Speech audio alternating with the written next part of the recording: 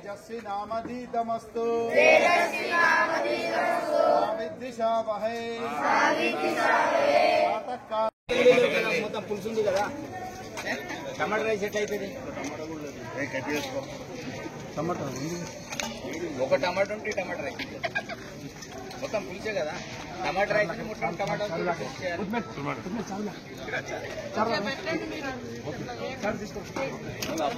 పిల్లలకి ఏ రైస్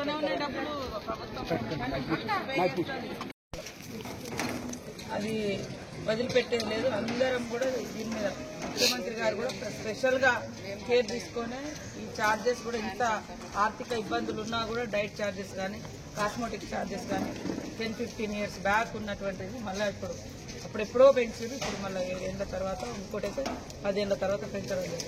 దాన్ని దృష్టిలో పెట్టుకొని మేము పెంచింది కూడా మీరు రీచ్ కాకుండా డబ్బులు ఎవరికి పోతాయి, ఆ దళారీలకు పోతాయి, లేదా మేము ఇంకెవరైనా మరి అవినీతి అధికారులు ఉంటే వాళ్ళ జోబులో పోతాయి. కానీ ఇది పిల్లలకు చేరాలనేది ముఖ్యమంత్రి గారి సంకల్పం, మా అందరి ఆలోచన. మేమందరూ కూడా హాస్టల్ లైఫ్ నుంచి వచ్చిన వాళ్ళం కాబట్టి మన పిల్లలు కూడా బాగా అంటే మంచిగా తింటేనే వాళ్ళ మైండ్ కూడా పనిచేస్తుంది, వాళ్ళ హెల్త్గా ఉండగలుగుతారు. అది గుర్తుపెట్టుకొని పని చేయండి. సర్వీస్ నుంచి రిమూవల్ అయ్యే పరిస్థితి తెచ్చుకోకండి ఎవరు కూడా. సస్పెన్షన్ అంటే మళ్ళీ పోతాం మళ్ళీ వస్తాం, రిమూవల్ చేస్తారు, క్రిమినల్ కేసు పెడతారు. ఇదైతే పక్క. ఆ ఫుడ్ సప్లైదారులు ఎవరెవరు ఉన్నారో వాళ్ళతో మీరు మీటింగ్ పెట్టండి. నేను ఇప్పుడు పిఓ గారికి కూడా చెప్తాను. పెట్టి మన ఈ జిల్లాలో ఉమ్మడి జిల్లాలో ఐటీడీఏ పరిధిలో ఎవరెవరు సప్లైదారులు ఉన్నారో వాళ్ళందరితో మీటింగ్ పెట్టి వాళ్ళకు కూడా గట్టిగా వార్నింగ్ ఇవ్వాలి. రీచ్ అవుతున్నామా లేదా అని చూసుకోవాలి, చెక్ చేసుకోవాలి.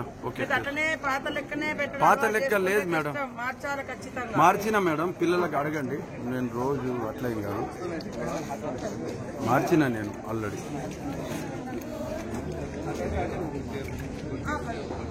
కాదు బయటికి వెళ్ళి ఉద్యోగాలు చేసేటట్టు కూడా చదవాలి.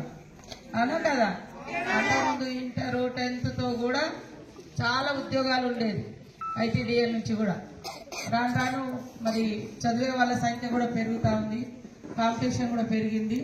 లోకల్గా కూడా మనకు ఎట్లా ఉంటుంది, ఏం అవసరాలు ఉన్నాయి పబ్లిక్, దానికి తగ్గట్టుగా మనము 10th తర్వాత సబ్జెక్ట్ని సెలెక్ట్ చేసుకోవాలి పబ్లిక్ డిమాండ్ని బట్టి.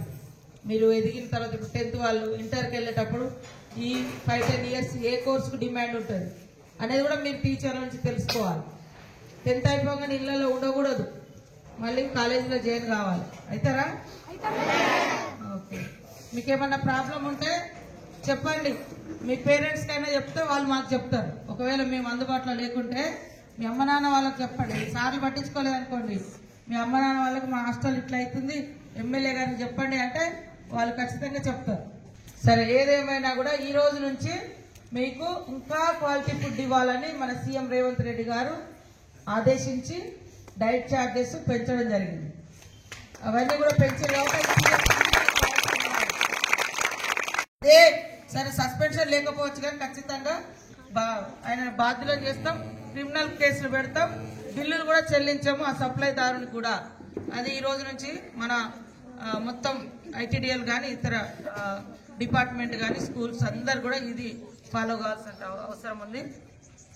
మీరు తీసుకున్నప్పుడే చూసుకోవాలి అది మంచిది ఇస్తున్నాడా ఏముంది చెక్ చేసుకోవాలి. ఒక్కొక్క బస్తా అవసరమే తిప్పి క్రీములు ఉన్నదా దాంట్లో ఏముంది అని చెక్ చేసుకొని. మేము ఇప్పుడు అంగన్వాడీ సెంటర్లలో కూడా అదే పెట్టినాం. బాగాలేకుంటే వాపస్ ఇచ్చేయాలి. 1-2 సార్లు ఇచ్చేసి నోటీస్ ఇచ్చేసి తీసేసి. అలాగే మనకేం అవసరం లేదు కదా, మన పిల్లల ఆరోగ్యం ఇంపార్టెంట్ మనకు. కాబట్టి మీరు దాన్ని దృష్టిలో పెట్టుకొని ఉండాలి. మీలో కూడా ఏమైనా సమస్యలు ఉంటే మాకో పిఓ గారికో సంబంధిత ఎమ్మెల్యే గారికో చెప్పుకోండి, తప్పకుండా చేస్తాం. కానీ పిల్లలు మరి మనలాగా వాళ్ళు కూడా చదువుకోవాలి, ఎదగాలి, సమాజానికి వాళ్ళు కూడా అవసరం. కాబట్టి మరి ఎంతో భవిష్యత్తు కోసం ఇక్కడికి వచ్చినప్పుడు వాళ్ళు అనేక రకాల అనారోగ్యాల పాలయ్యేటువంటి అవకాశం రానియకుండా చాలా జాగ్రత్తగా మీరందరూ పనిచేయాలని కోరుకుంటూ బాగా చదువుకొని